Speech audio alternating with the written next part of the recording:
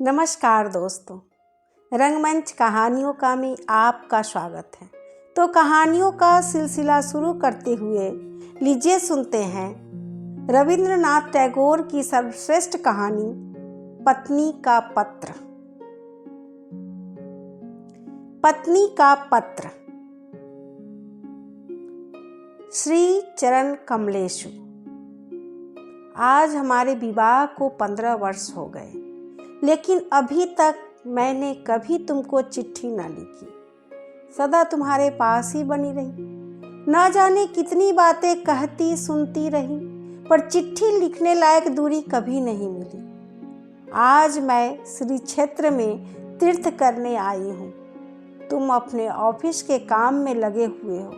कलकत्ता के साथ तुम्हारा वही संबंध है जो घोंघे के साथ शंख का होता है। वह तुम्हारे तन मन से चिपक गया है, इसलिए तुमने ऑफिस में छुट्टी की दरख्वास्त नहीं दी। विधाता की यही इच्छा थी। उन्होंने मेरी छुट्टी की दरख्वास्त मंजूर कर ली। तुम्हारे घर की मंझली बहू हूँ, पर आज 15 वर्ष बाद इस समुद्र के किनारे खड़े होकर मैं जान पाई हूँ कि अपने जगत और जगदीश्वर के साथ मेरा एक संबंध और भी है। इसलिए आज साहस करके यह चिट्ठी लिख रही हूँ। इसे तुम अपने घर की मझली बहू की ही चिट्ठी मत समझना। तुम लोगों के साथ मेरे संबंध की बात जिन्होंने मेरे भाग्य में लिखी थी, उन्हें छोड़कर जब इस संभावना का और किसी को पता न था, उसी शैशवकाल में मैं और मेरा भाई एक साथ ही सन्निपात के ज्वर से पीड़ित हुए थे। भाई तो मारा गया, पर मैं बची रही। मोहल्ले की औरतें कहने लगी, मृणाल लड़की है ना, इसीलिए बच गई। लड़का होती तो क्या भला बच सकती थी। चोरी की कला में यमराज निपुण है। उनकी नज़र कीमती चीज पर ही पड़ती है। मेरे भाग्य में मौत नहीं है। यही बात अच्छी तरह से समझाने के लिए मैं यह चिट्ठी लिखने बैठी हूँ।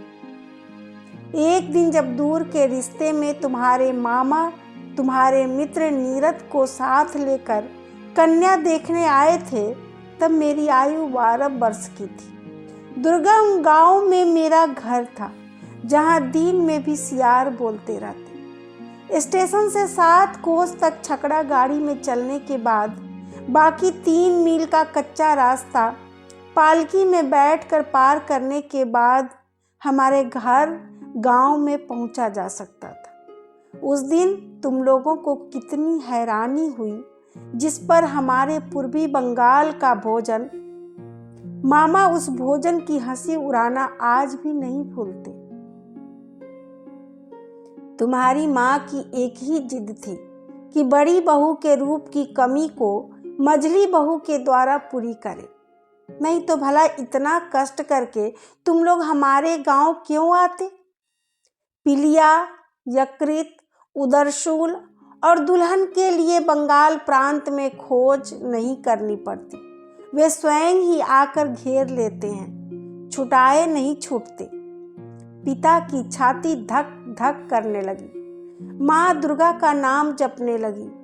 शहर के देवता को गांव का पुजारी क्या देकर संतुष्ट करे।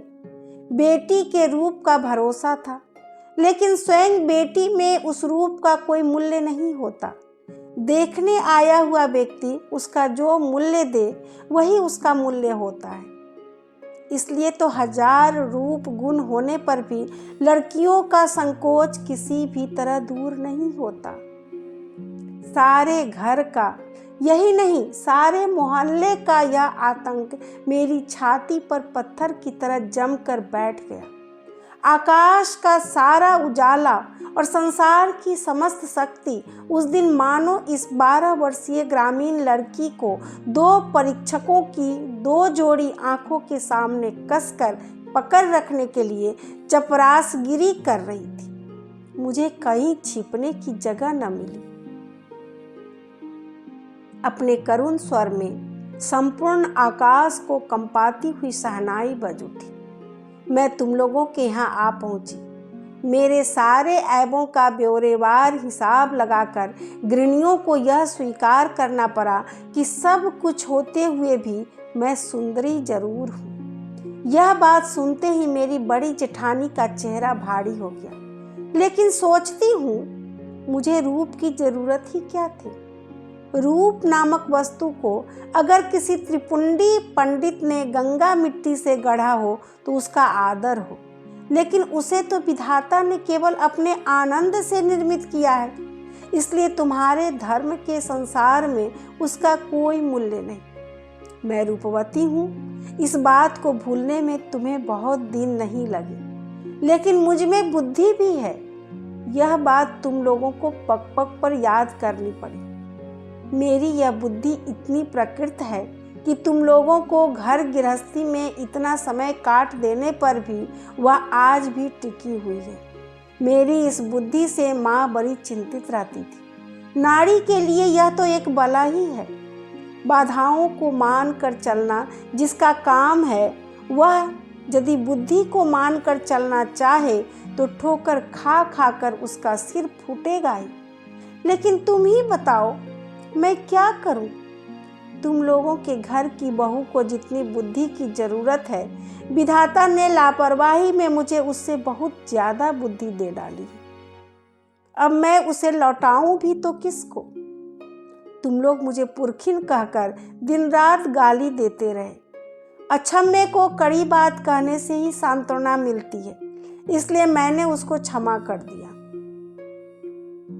मेरी एक बात तुम्हारी घर गृहस्थी से बाहर थी, जिसे तुम में से कोई नहीं जानता। मैं तुमसे छिपा कर कविता लिखा करती थी। वह भले ही कूड़ा करकट क्यों न हो, उस पर तुम्हारे अंतःपुर की दीवार न उठ सकी। वहीं मुझे मृत्यु मिलती थी, वहीं पर मैं रो पाती थी। मेरे भीतर तुम लोगों की मझली बहू के अतिरिक्त जो कुछ था, उसे तुम लोगों ने कभी पसंद नहीं किया, क्योंकि उसे तुम लोग पहचान भी न पाए। मैं कवि हूँ। यह बात 15 वर्ष में भी तुम लोगों की पकड़ में नहीं आई।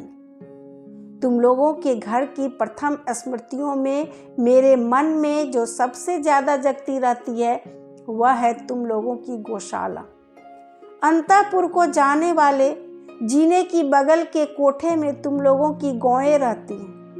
सामने के आंगन को छोड़कर उनके हिलने डुलने के लिए और कोई जगह न थी। आंगन के कोने में गायों को भूसा देने के लिए काठ की नाद थी। सवेरे नौकर को तरह तरह के काम रहते, इसलिए भूखी गायें नाद के किनारों को चाट चाट कर, चबा चबा कर खुरच देती। मेरा मन रोने लगता। मैं गवई गांव की बेटी जिस दिन पहली बार तुम्हारे घर में आई, उस दिन उस बड़े शहर के बीच मुझे वे 2 गायें और 3 बछड़े चिरपरिचित आत्मीय जैसे जान पड़े। जितने दिन मैं रही, बहू रही, खुद न खाकर छिपा छिपा कर मैं उन्हें खिलाती रही। जब बड़ी बहू, तब गाँव के प्रति मेरी प्रत्यक्ष ममता देखकर मेरे साथ हंसी मजाक का संबंध रखने वाले लोग मेरे गोत्र के बारे में संदेह प्रकट करते रहे। मेरी बेटी जन्मते ही मर गई। जाते समय उसने साथ चलने के लिए मुझे भी पुकारा था। अगर वह बची रहती तो मेरे जीवन में जो कुछ महान है, जो कुछ सत्य है, वह सब मुझे ला देती। तब मैं मझली बहू से एकदम माँ बन जाती। गृहस्थी में बंधी रहने पर भी माँ विश्व भर की माँ होती है, पर मुझे माँ होने की वेदना ही मिली, मातृत्व की मुक्ति प्राप्त नहीं हुई। मुझे याद है, अंग्रेज डॉक्टर को हमारे घर का भीतरी भाग देखकर बड़ा आश्चर्य हुआ था और जच्चा घर देखकर नाराज होकर उसने डांट फटकार भी लगाई थी। सदर में तो तुम लोगों का छोटा सा बाग है, कमरे में भी साज श्रृंगार की कोई कमी नहीं, पर भीतर का भाग मानो पश्मीने के काम की उल्टी परत हो। वहाँ न कोई लज्जा है, न सौंदर्य, न श्रृंगार। उजाला वहाँ टिमटिमाता रहता है। हवा चोर की भांति प्रवेश करती है। आंगन का कूड़ा करकट हटने का नाम नहीं लेता। फर्श और दीवार पर कालिमा अक्षय बनकर विराजती है। लेकिन डॉक्टर ने एक भूल की थी। उसने सोचा था कि शायद इससे हमको रात दिन दुख होता होगा। बात बिल्कुल उल्टी है। अनादर नाम की चीज राख की तरह होती है। वह शायद भीतर ही भीतर आग को बनाए रहती है, लेकिन ऊपर से उसके ताप को प्रकट नहीं होने देती। जब आत्मसम्मान घट जाता है, तब अनादर में अन्याय भी नहीं दिखाई देता, इसलिए उसकी पीड़ा नहीं होती। यही कारण है कि नारी दुख का अनुभव करने में ही लज्जा पाती है। इसलिए मैं कहती हूँ, अगर तुम लोगों की व्यवस्था यही है कि नारी को दुख पाना ही होगा, तो फिर जहाँ तक संभव हो उसे अनादर में रखना ही ठीक है। आदर से दुख की व्यथा और बढ़ जाती है। तुम मुझे चाहे जैसे रखते रहे, मुझे दुख है, यह बात कभी मेरे ख्याल में भी ना आई। जच्चा घर में जब सिर पर मौत मंडराने लगी थी, तब भी मुझे कोई डर नहीं लगा। हमारा जीवन ही क्या है कि मौत से डरना पड़े। जिनके प्राणों को आदर और यत्न से कसकर बांध लिया गया हो, मरने में उन्हीं को कष्ट होता है। उस दिन अगर यमराज मुझे घसीटने लगते, तो मैं उसी तरह उखड़ आती जिस तरह पोली जमीन से घास बड़ी आसानी से जड़ समेत खींच आती है। बंगाल की बेटी तो बात बात में मरना चाहती है, लेकिन इस तरह मरने में कौन सी बहादुरी है। हम लोगों के लिए मरना इतना आसान है कि मरते लज्जा आती है।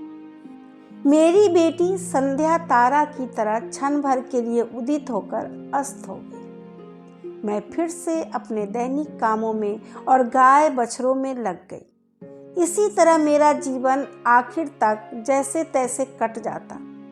आज तुम्हें यह चिट्ठी लिखने की जरूरत न पड़ती, लेकिन कभी कभी हवा एक मामूली सा बीज उड़ा कर ले जाती है और पक्के दालान में पीपल का अंकुर फूट पड़ता है, और होते होते उसी से लकड़ी पत्थर की छाती विदीर्ण होने लग जाती है।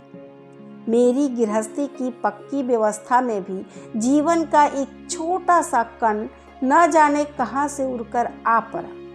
तभी से दरार शुरू हो गई।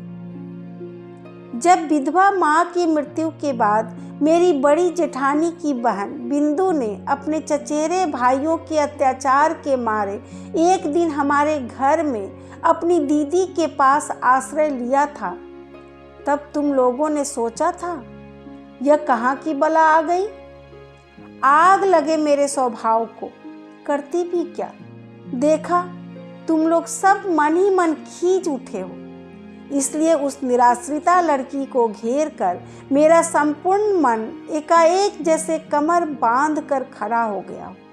पराए घर में पराए लोगों की अनिच्छा होते हुए भी आश्रय लेना कितना बड़ा अपमान है। यह अपमान भी जिसे विवश होकर स्वीकार करना पड़ा हो, उसे क्या धक्का देकर एक कोने में डाल दिया जाता है। बाद में मैंने अपनी बड़ी जेठानी की दशा देखी।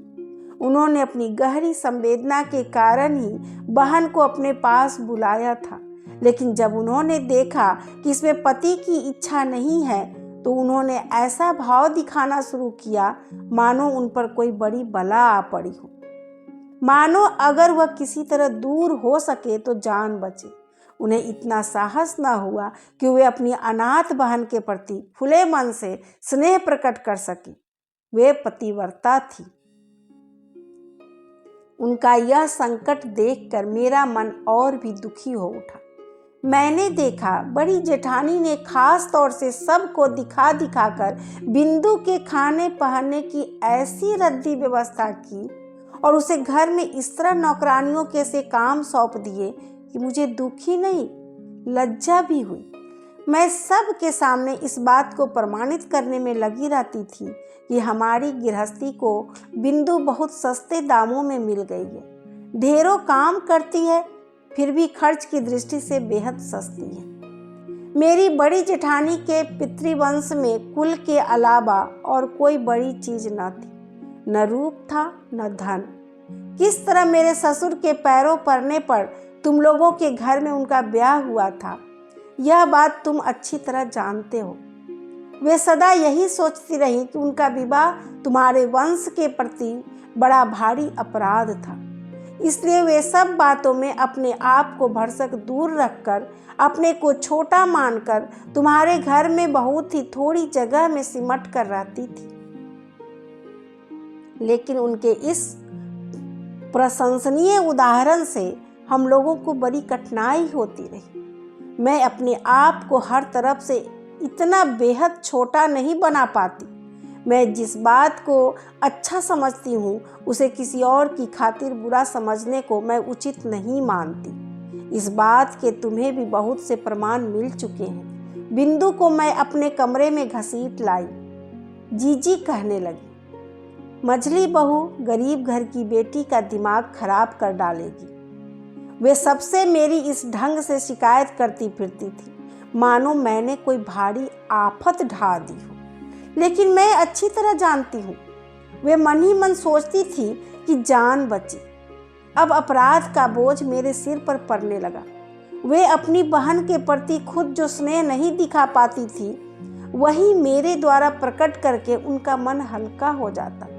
मेरी बड़ी जेठानी बिंदु की उम्र में से 2-1 अंक कम कर देने की चेष्टा किया करती थी, लेकिन अगर अकेले में उनसे यह कहा जाता कि उसकी अवस्था 14 से कम नहीं थी तो ज्यादती न होती। तुम्हें तो मालूम है, देखने में वह इतनी कुरूप थी कि अगर वह फर्श पर गिरकर अपना सिर फोड़ लेती तो भी लोगों को घर के फर्श की ही चिंता होती। यही कारण है कि माता पिता के न होने पर ऐसा कोई न था जो उसके विवाह की सोचता, और ऐसे लोग भी भला कितने थे जिनके प्राणों में इतना बल हो कि उसे ब्याह कर सके। बिंदु बहुत डरती डरती मेरे पास आई, मानो अगर मेरी देह उससे छू जाएगी तो मैं सह नहीं पाऊंगी। मानो संसार में उसको जन्म लेने का कोई अधिकार ही न था। इसलिए वह हमेशा अलग हटकर आंख बचाकर चलती। उसके पिता के यहाँ उसके चचेरे भाई उसके लिए ऐसा एक भी कोना नहीं छोड़ना चाहते थे जिसमें वह फालतू चीज की तरह पड़ी रह सके। फालतू कूड़े को घर के आसपास अनायास ही स्थान मिल जाता है, क्योंकि मनुष्य उसको भूल जाता है। लेकिन अनावश्यक लड़की एक तो अनावश्यक होती है, दूसरे उसको भूलना भी कठिन होता है। इसलिए उसके लिए पूरे घर पर भी जगह नहीं होती। फिर भी यह कैसे कहा जा सकता है कि उसके चचेरे भाई ही संसार में परमावश्यक पदार्थ थे? जो हो, वे लोग थे खूब। यही कारण है कि जब मैं बिंदु को अपने कमरे में बुला लाई तो उसकी छाती धक धक करने लग गई। उसका डर देखकर मुझे बड़ा दुख हुआ। मेरे कमरे में उसके लिए थोड़ी सी जगह है, यह बात मैंने बड़े प्यार से उसे समझाई। लेकिन मेरा कमरा एक मेरा ही कमरा तो था नहीं, इसलिए मेरा काम आसान नहीं हुआ। मेरे पास 2-4 दिन रहने पर ही उसके शरीर में न जाने लाल लाल क्या निकल आया। शायद अमहौरी रही होगी या ऐसा ही कुछ होगा। तुमने कहा शीतला, क्यों न हो, वह बिंदु थी ना। तुम्हारे मोहल्ले के एक अनाड़ी डॉक्टर ने आकर बताया। 2-1 दिन और देखे बिना ठीक से कुछ नहीं कहा जा सकता, लेकिन 2-1 दिन तक धीरज किसको होता। बिंदु तो अपनी बीमारी की लज्जा से ही मरी जा रही थी।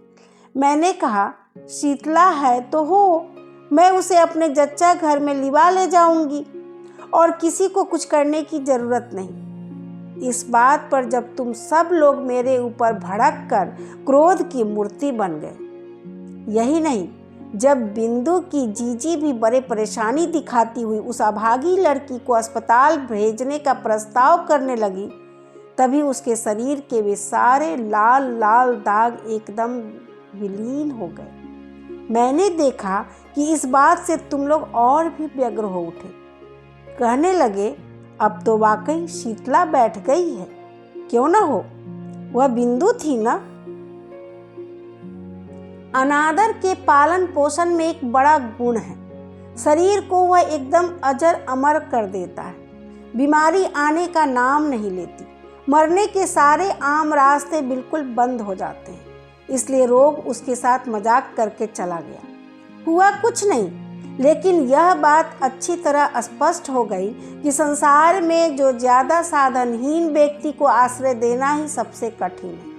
आश्रय की आवश्यकता उसको जितनी अधिक होती है, आश्रय की बाधाएं भी उसके लिए उतनी ही विषम होती है। बिंदु के मन से जब मेरा डर जाता रहा, तब उसको एक और कुगग्र ने पकड़ लिया। वह मुझे इतना प्यार करने लगी कि मुझे डर होने लगा। स्नेह की ऐसी मूर्ति तो संसार में पहले कभी देखी ही न थी।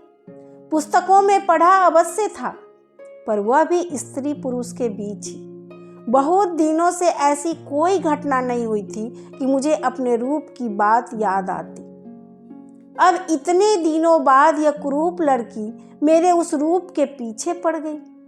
रात दिन मेरा मुंह देखते रहने पर भी उसकी आंखों की प्यास नहीं बुझती थी। कहती, जीजी, तुम्हारा यह मुंह मेरे अलावा और कोई देख नहीं पाता। जिस दिन मैं स्वयं ही अपने केस बांध लेती, उस दिन वह बहुत रूठ जाती। अपने हाथों से मेरे केश भार को हिलाने डुलाने में उसे बड़ा आनंद आता। कभी कहीं दावत में जाने के अतिरिक्त और कभी तो मुझे साज श्रृंगार की आवश्यकता पड़ती ही न थी, लेकिन बिंदु मुझे तंग कर करके थोड़ा बहुत सजाती रहती। वह लड़की मुझे लेकर बिल्कुल पागल हो गई थी। तुम्हारे घर के भीतरी हिस्से में कहीं रत्ती भर भी मिट्टी न थी। उत्तर की ओर की दीवार में नाली के किनारे न जाने कैसे एक गाब का पौधा निकला। जिस दिन देखती कि उस गाब के पौधे में नई लाल लाल कोपने निकल आई, उस दिन जान पड़ता कि धरती पर बसंत आ गया है। और जिस दिन मेरी घर गृहस्थी में जुटी हुई इस अनादृत लड़की के मन का ओर छोर किसी तरह रंग उठा, उस दिन मैंने जाना कि हृदय के जगत में भी बसंत की हवा बहती है। वह किसी स्वर्ग से आती है, गली के मोड़ से नहीं। बिंदु के स्नेह के दुसह वेग ने मुझे अधीर कर डाला था। मैं मानती हूँ कि मुझे कभी कभी उस पर क्रोध आ जाता, लेकिन उस स्नेह में मैंने अपना एक ऐसा रूप देखा जो जीवन में मैं पहले कभी नहीं देख पाई थी। वही मेरा मुख्य स्वरूप है। इधर मैं बिंदु जैसी लड़की को जो इतना लाड़ प्यार करती थी, यह बात तुम लोगों को बड़ी ज्यादती लगी। इसे लेकर बराबर खटपट होने लगी। जिस दिन मेरे कमरे से बाजूबंद चोरी हुआ, उस दिन इस बात का आभास देते हुए तुम लोगों को तनिक भी लज्जा न आई कि इस चोरी में किसी न किसी रूप में बिंदु का हाथ। जब स्वदेशी आंदोलनों में लोगों के घर की तलाशियां होने लगी, तब तुम लोग अनायास ही यह संदेह कर बैठे कि बिंदु पुलिस द्वारा रखी गई स्त्री गुप्तचर है। इसका और तो कोई प्रमाण न था। प्रमाण बस इतना ही था कि वह बिंदु थी। तुम लोगों के घर की दासियां उनका कोई भी काम करने से इनकार कर देती थी। उनमें से किसी से अपने काम के लिए कहने में वह लड़की भी संकोच के मारे जड़वत हो जाती थी। इन्हीं सब कारणों से उसके लिए मेरा खर्च बढ़ गया। मैंने खास तौर से अलग से एक दासी रख ली। यह बात तुम लोगों को अच्छी नहीं लगी। बिंदु को पहनने के लिए मैं जो कपड़े देती थी, उन्हें देखकर तुम इतने क्रुद्ध हुए कि तुमने मेरे हाथ खर्च के रुपये ही बंद कर दिए। दूसरे ही दिन से मैंने 1.25 रुपये जोड़े की मोटी कोड़ी मिल की धोती पहनना शुरू कर दिया। और जब मोती की माँ मेरी जूठी थाली उठाने के लिए आई, तो मैंने उसको मना कर दिया। मैंने खुद जूठा भात बछड़े को खिलाने के बाद आंगन के नल पर जाकर बर्तन मल लिए। एक दिन एकाएक इस दृश्य को देखकर तुम प्रसन्न न हो सके। मेरी खुशी के बिना तो काम चल सकता है, पर तुम लोगों की खुशी के बिना नहीं चल सकता। यह बात आज तक मेरी समझ में नहीं आई। उधर ज्यों-ज्यों तुम लोगों का क्रोध बढ़ता जा रहा था, त्यों-त्यों बिंदु की आयु भी बढ़ती जा रही थी। इस स्वाभाविक बात पर तुम लोग अस्वाभाविक ढंग से परेशान हो उठे थे। एक बात याद करके मुझे आश्चर्य होता रहा है कि तुम लोगों ने बिंदु को जबरदस्ती अपने घर से विदा क्यों नहीं कर दिया। मैं अच्छी तरह समझती हूँ कि तुम लोग मन ही मन मुझसे डरते थे। विधाता ने मुझे बुद्धि दी है। भीतर ही भीतर इस बात की खातिर किए बिना तुम लोगों को चैन नहीं पड़ता था। अंत में अपनी शक्ति से बिंदु को विदा करने में असमर्थ होकर तुम लोगों ने प्रजापति देवता की शरण ली। बिंदु का वर ठीक हुआ। बड़ी जेठानी बोली, जान बची। माँ काली ने अपने वंश की लाज रख ली। वर कैसा था मैं नहीं जानती। तुम लोगों से सुना था कि सब बातों में अच्छा है। बिंदु मेरे पैरों से लिपट कर रोने लगी। बोली, जीजी मेरा ब्याह क्यों कर रही हो भला। मैंने उसको समझाते बुझाते कहा, बिंदु डर मत, मैंने सुना है तेरा वर अच्छा है। बिंदु बोली, अगर वर अच्छा है तो मुझ में भला ऐसा क्या है जो उसे पसंद आ सके। लेकिन वर पक्ष वालों ने तो बिंदु को देखने के लिए आने का नाम भी न लिया। बड़ी जीजी इससे बड़ी निश्चिंत हो गई, लेकिन बिंदु रात दिन रोती रहती, चुप होने का नाम ही न लेती। उसको क्या कष्ट है यह मैं जानती थी। बिंदु के लिए मैंने घर से बहुत बार झगड़ा किया था, लेकिन उसका ब्याह रुक जाए यह बात कहने का साहस नहीं होता था। कहती भी किस बल पर। मैं अगर मर जाती तो उसकी क्या दशा होती। एक तो लड़की जिस पर काली, जिसके यहाँ जा रही है वहाँ उसकी क्या दशा होगी, इस बातों की चिंता न करना ही अच्छा था। सोचती तो प्राण कांप उठते। बिंदु ने कहा, जीजी ब्याह के अभी 5 दिन और है, इस बीच क्या मुझे मौत नहीं आएगी। मैंने उसको खूब धमकाया, लेकिन अंतर्यामी जानते हैं कि अगर किसी स्वाभाविक ढंग से बिंदु की मृत्यु हो जाती तो मुझे चैन मिलता। ब्याह के 1 दिन पहले बिंदु ने अपनी जीजी के पास जाकर कहा, जीजी मैं तुम लोगों की गौशाला में पड़ी रहूंगी, जो कहोगी वही करूंगी। मैं तुम्हारे पैरों पड़ती हूँ, मुझे इस तरह मत धकेलो। कुछ दिनों से जीजी की आंखों से चोरी चोरी आंसू झर रहे थे। उस दिन भी झरने लगे, लेकिन सिर्फ हृदय ही तो नहीं होता, शास्त्र भी तो है। उन्होंने कहा, बिंदु जानती नहीं, स्त्री की गति मुक्ति सब कुछ पति ही है। भाग्य में अगर दुख लिखा है तो उसे कोई नहीं मिटा सकता। असली बात तो यह थी कि कहीं कोई रास्ता ही न था। बिंदु को ब्याह तो करना ही पड़ेगा, फिर जो हो सो हो। मैं चाहती थी कि विवाह हमारे ही घर से हो, लेकिन तुम लोग कह बैठे वर के ही घर में हो। उनके कुल की यही रीति है। मैं समझ गई। बिंदु के ब्याह में अगर तुम लोगों को खर्च करना पड़ा तो तुम्हारे गृह देवता उसे किसी भी भांति नहीं सह सकेंगे, इसलिए चुप रह जाना पड़ा। लेकिन एक बात तुम में से कोई नहीं जानता। जीजी को बताना चाहती थी, पर फिर बताई नहीं तो वे डर से मर जाती। मैंने अपने थोड़े बहुत गहने लेकर चुपचाप बिंदु का श्रृंगार कर दिया था। सोचा था जीजी की नज़र में तो जरूर ही पड़ जाएगा, लेकिन उन्होंने जैसे देख कर भी नहीं देखा। दुहाई है धर्म की, इसके लिए तुम उन्हें क्षमा कर देना। जाते समय बिंदु मुझसे लिपट कर बोली, जीजी तो क्या तुम लोगों ने मुझे एकदम त्याग दिया। मैंने कहा, नहीं बिंदु, तुम चाहे जैसी हालत में रहो, प्राण रहते मैं तुम्हें नहीं त्याग सकती। 3 दिन बीते। तुम्हारे तालुके के आसामियों ने तुम्हें खाने के लिए जो भेड़ा दिया था उसे मैंने तुम्हारी जठराग्नि से बचाकर नीचे वाली कोयले की कोठरी के एक कोने में बांध दिया था। सवेरे उठते ही मैं खुद जाकर उसको दाना खिलाती। 2-1 दिन तुम्हारे नौकरों पर भरोसा करके देखा, उसे खिलाने के बजाय उनका झुकाव उसी को खा जाने की ओर अधिक था। उस दिन सवेरे कोठरी में गई तो देखा बिंदु एक कोने में गुड़मुड़ होकर बैठी हुई है। मुझे देखते ही वह मेरे पैर पकड़कर चुपचाप रोने लगी। बिंदु का पति पागल था। सच कह रही है बिंदु। तुम्हारे सामने क्या मैं इतना बड़ा झूठ बोल सकती हूँ दीदी? वह पागल है। इस विवाह में ससुर की सम्मति नहीं थी, लेकिन वे मेरी सास से यमराज की तरह डरते थे। ब्याह के पहले ही काशी चल दिए थे। सास ने जिद करके अपनी लड़के का ब्याह कर लिया। मैं वहीं कोयले के ढेर पर बैठ गई। स्त्री पर स्त्री को दया नहीं आती।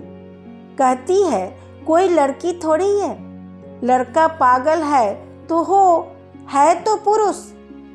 देखने में बिंदु का पति पागल नहीं लगता, लेकिन कभी कभी उसे ऐसा उन्माद चढ़ता कि उसे कमरे में ताला बंद करके रखना पड़ता। ब्याह की रात वह ठीक था, लेकिन रात में जगते रहने के कारण और इसी तरह के और झंझटों के कारण दूसरे दिन से उसका दिमाग बिल्कुल खराब हो गया। बिंदु दोपहर को पीतल की थाली में भात खाने बैठी थी। अचानक उसके पति ने भात समेत थाली उठाकर आंगन में फेंक दी। न जाने क्यों अचानक उसको लगा मानो बिंदु रानी रासमणि हो। नौकर ने हो न हो चोरी से उसी के सोने के थाल में रानी के खाने के लिए भात दिया, इसलिए उसे क्रोध आ गया था। बिंदु तो डर के मारे मरी जा रही थी। तीसरी रात को जब उसकी सास ने उससे अपने पति के कमरे में सोने के लिए कहा तो बिंदु के प्राण सूख गए। उसकी सास को जब क्रोध आता था तो होश में नहीं रहती थी। वह भी पागल ही थी, लेकिन पूरी तरह से नहीं, इसलिए वह ज्यादा खतरनाक थी। बिंदु को कमरे में जाना ही पड़ा। उस रात उसके पति का मिजाज ठंडा था, लेकिन डर के मारे बिंदु का शरीर पत्थर हो गया था। पति जब सो गए तब काफी रात बीतने पर वह किस तरह चतुराई से भागकर चली आई, इसका विस्तृत विवरण लिखने की आवश्यकता नहीं है। घृणा और क्रोध से मेरा शरीर जलने लगा। मैंने कहा इस तरह धोखे के ब्याह को ब्याह नहीं कहा जा सकता। बिंदु, तू जैसे रहती थी वैसे ही मेरे पास रह, देखूं मुझे कौन ले जाता है। तुम लोगों ने कहा बिंदु झूठ बोलती है। मैंने कहा वह कभी झूठ नहीं बोलती। तुम लोगों ने कहा तुम्हें कैसे मालूम? मैंने कहा मैं अच्छी तरह जानती हूँ। तुम लोगों ने डर दिखाया। अगर बिंदु के ससुराल वालों ने पुलिस केस कर दिया तो आफत में पड़ जाएंगे। मैंने कहा क्या अदालत यह बात न सुनेगी कि उसका ब्याह धोखे से पागल वर्ग के साथ कर दिया गया है? तुमने कहा तो क्या इसके लिए अदालत जाएंगे? हमें ऐसी क्या गर्ज है? मैंने कहा जो कुछ मुझसे बन पड़ेगा अपने गहने बेच कर करूंगी। तुम लोगों ने कहा क्या वकील के घर तक दौड़ोगी?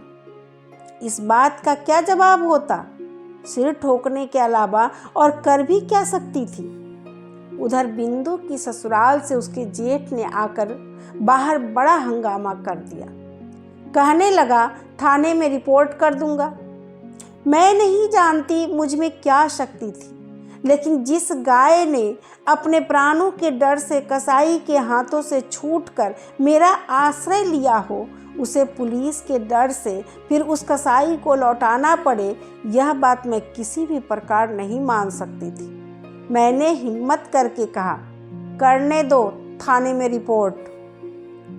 इतना कहकर मैंने सोचा कि अब बिंदु को अपने सोने के कमरे में ले जाकर कमरे में ताला लगाकर बैठ जाऊं, लेकिन खोजा तो बिंदु का कहीं पता नहीं। जिस समय तुम लोगों से मेरी बहस चल रही थी, उसी समय बिंदु ने स्वयं बाहर निकलकर अपने जेठ को आत्मसमर्पण कर दिया था। वह समझ गई थी कि अगर वह इस घर में रही तो मैं बड़ी आफत में पड़ जाऊंगी। बीच में भाग आने से बिंदु ने अपना दुख और भी बढ़ा लिया। उसकी सास का तर्क था कि उनका लड़का उसको खाए तो नहीं जा रहा था। संसार में बुरे पति के उदाहरण दुर्लभ भी नहीं है। उनकी तुलना में तो उनका लड़का सोने का चांद था। मेरी बड़ी जेठानी ने कहा जिसका भाग्य ही खराब हो उसके लिए रोने से क्या फायदा। पागल वागल जो भी हो, है तो स्वामी ही ना। तुम लोगों के मन में लगातार उस सती साध्वी का दृष्टांत याद आ रहा था, जो अपने कोढ़ी पति को अपने कंधों पर बिठाकर वेश्या के यहाँ ले गई थी। संसार भर में कायरता के इस सबसे अधम आख्यान का प्रचार करते हुए तुम लोगों के पुरुष मन को कभी तनिक भी संकोच न हुआ। इसलिए मानव जन्म पाकर भी तुम लोग बिंदु के व्यवहार पर क्रोध कर सके, उससे तुम्हारा सिर नहीं झुका। बिंदु के लिए मेरी छाती फटी जा रही थी, लेकिन तुम लोगों का व्यवहार देखकर मेरी लज्जा का अंत न था। मैं तो गांव की लड़की थी, जिस पर तुम लोगों के घर आ पड़ी। फिर भगवान ने न जाने किस तरह मुझे ऐसी बुद्धि दे दी। धर्म संबंधी तुम लोगों की यह चर्चा मुझे किसी भी प्रकार सहन नहीं। मैं निश्चय पूर्वक जानती थी कि बिंदु मर भले ही जाए, वह अब हमारे घर लौट कर नहीं आएगी। लेकिन मैं तो उसे ब्याह के एक दिन पहले यह आशा दिला चुकी थी कि प्राण रहते उसे नहीं छोड़ूंगी। मेरा छोटा भाई शरद कलकत्ता में कॉलेज में पढ़ता था। तुम तो जानते ही हो, तरह तरह के वॉलंटियरी करना, प्लेग वाले मोहल्ले में चूहे मारना, दामोदर में बाढ़ आ जाने की खबर सुनकर दौड़ पड़ना, इन सब बातों में उसका इतना उत्साह था कि एफए की परीक्षा में लगातार 2 बार फेल होने पर भी उसका उत्साह में कोई कमी नहीं आई। मैंने उसे बुला कर कहा, शरद, जैसे भी हो बिंदु की खबर पाने का इंतजाम मुझे करना ही पड़ेगा। बिंदु को मुझे चिट्ठी भेजने का साहस नहीं होगा, वह भेजे भी तो मुझे नहीं सकेगी। इस काम के बजाय यदि मैं उससे डाका डालकर बिंदु को लाने की बात कहती या उसके पागल स्वामी का सिर फोड़ देने के लिए कहती तो उसे ज्यादा खुशी होती। शरद के साथ बातचीत कर रही थी, तभी तुमने कमरे में आकर कहा, तुम फिर यह क्या बखेरा कर रही हो? मैंने कहा, वही जो शुरू से करती आई हूँ, जब से तुम्हारे घर आई हूँ। लेकिन नहीं, वह तो तुम ही लोगों की कीर्ति है। तुमने पूछा, बिंदु को लाकर फिर कहीं छिपा रखा है क्या? मैंने कहा, बिंदु अगर आती तो मैं जरूर ही छिपा कर रख लेती, लेकिन वह अब नहीं आएगी। तुम्हें डरने की कोई ज़रूरत नहीं है। शरद को मेरे पास देखकर तुम्हारा संदेह और भी बढ़ गया। मैं जानती थी कि शरद का हमारे यहाँ आना जाना तुम लोगों को पसंद नहीं है। तुम्हें डर था कि उस पर पुलिस की नज़र है। अगर कभी किसी राजनीतिक मामले में फंस गया तो तुम्हें भी फंसा डालेगा। इसलिए मैं भैया दूज का तिलक भी आदमी के हाथों उसी के पास भिजवा देती थी, अपने घर नहीं बुलाती थी। एक दिन तुमसे सुना कि बिंदु फिर भाग गई है, इसलिए उसका जेठ हमारे घर उसे खोजने आया है। सुनते ही मेरी छाती में शूल चुभ गए। अभागनी का असन्ना कष्ट तो मैं समझ गई, पर फिर भी कुछ करने का कोई रास्ता न था। शरद पता करने दौड़ा। शाम को दौड़ कर मुझसे बोला, बिंदु अपने चचेरे भाइयों के यहाँ गई थी, लेकिन उन्होंने अत्यंत क्रुद्ध होकर उसी वक्त उसे फिर ससुराल पहुंचा दिया। इसके लिए उन्हें हर्जाने का और गाड़ी के किराए का जो दंड भोगना पड़ा, उसकी खार अब भी उनके मन से नहीं गई है। श्री क्षेत्र की तीर्थ यात्रा करने के लिए तुम लोगों की काकी तुम्हारे यहाँ आकर ठहरी। मैंने तुमसे कहा, मैं भी जाऊंगी। अचानक मेरे मन में धर्म के प्रति यह श्रद्धा देखकर तुम इतने खुश हुए कि तुमने तनिक भी आपत्ति नहीं की। तुम्हें इस बात का भी ध्यान न था कि अगर मैं कलकत्ता में रही तो फिर किसी न किसी दिन बिंदु को लेकर झगड़ा कर बैठूंगी। मेरे मारे तुम्हें बड़ी परेशानी थी। मुझे बुधवार को चलना था, रविवार को ही सब ठीक ठाक हो गया। मैंने शरद को बुलाकर कहा, जैसे भी हो बुधवार को पूरी जाने वाली गाड़ी में तुझे बिंदु को चढ़ाई देना पड़ेगा। शरद का चेहरा खिल उठा। वह बोला, डर की कोई बात नहीं जीजी, मैं उसे गाड़ी में बिठाकर पूरी तक चला चलूँगा। इसी बहाने जगन्नाथ जी के दर्शन भी हो जाएंगे। उसी दिन शाम को शरद फिर आया। उसका मुंह देखते ही मेरा दिल बैठ गया। मैंने पूछा, क्या बात है शरद, शायद कोई रास्ता नहीं निकला? वह बोला, नहीं। मैंने पूछा, क्या उसे राजी नहीं कर पाए? उसने कहा, अब जरूरत भी नहीं है। कल रात अपने कपड़ों में आग लगाकर वह आत्महत्या करके मर गई। उस घर के जिस भतीजे से मैंने मेल बढ़ा लिया था, उसी से खबर मिली कि तुम्हारे नाम वह एक चिट्ठी रख गई थी, लेकिन वह चिट्ठी उन लोगों ने नष्ट कर दी। चलो, छुट्टी हुई। गांव भर के लोग चीख उठे, कहने लगे, लड़कियों का कपड़ों में आग लगाकर मर जाना तो अब एक फैशन हो गया है। तुम लोगों ने कहा, अच्छा नाटक है, हुआ करे, लेकिन नाटक का तमाशा सिर्फ बंगाली लड़कियों की साड़ी पर ही क्यों होता है? बंगाली वीर पुरुषों की धोती की चुन्नटों पर क्यों नहीं होता? यह भी तो सोच कर देखना चाहिए। ऐसा ही था बिंदु का दुर्भाग्य। जितने दिन जीवित रही, तनिक भी यश नहीं मिल सका, न रूप का न गुण का। मरते वक्त भी यह नहीं हुआ कि सोच समझकर कुछ ऐसे नए ढंग से मरती कि दुनिया भर के लोग खुशी से ताली बजा उठते। मरकर भी उसने लोगों को नाराज ही किया। जीजी कमरे में जाकर चुपचाप रोने लगी, लेकिन उस रोने में जैसे एक सांत्वना थी। कुछ भी सही, जान तो बची। मर गई, यही क्या कम है? अगर बची रहती तो न जाने क्या हो जाता।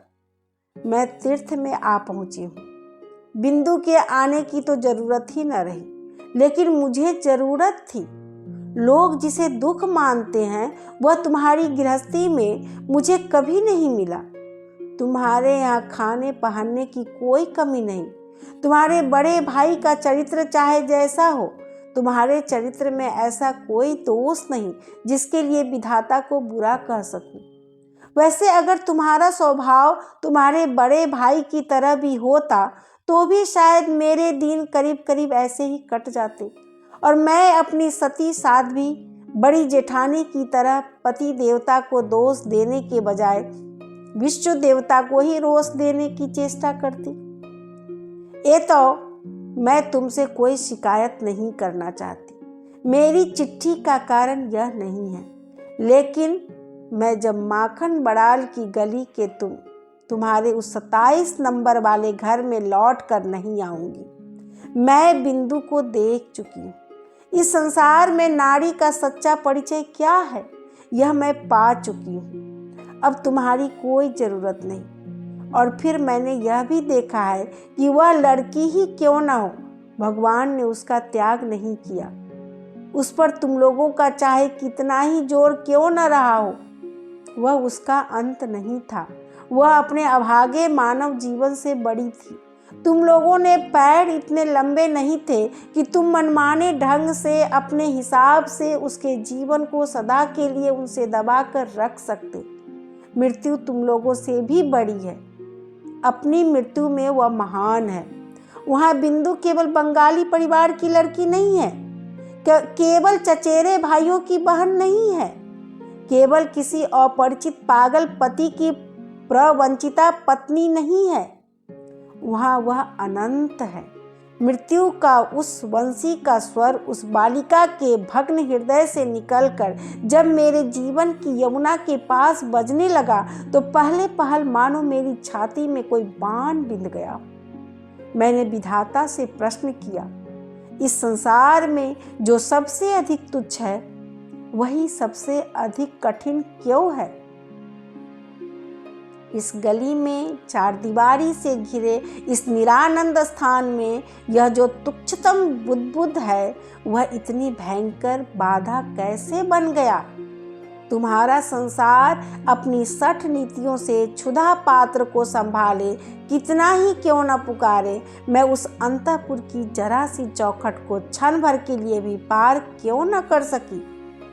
ऐसे संसार में ऐसा जीवन लेकर मुझे इस अत्यंत तुच्छ काठ पत्थर की आड़ में ही तिल तिल कर क्यों मरना होगा। कितनी तुच्छ है यह मेरी प्रतिदिन की जीवन यात्रा।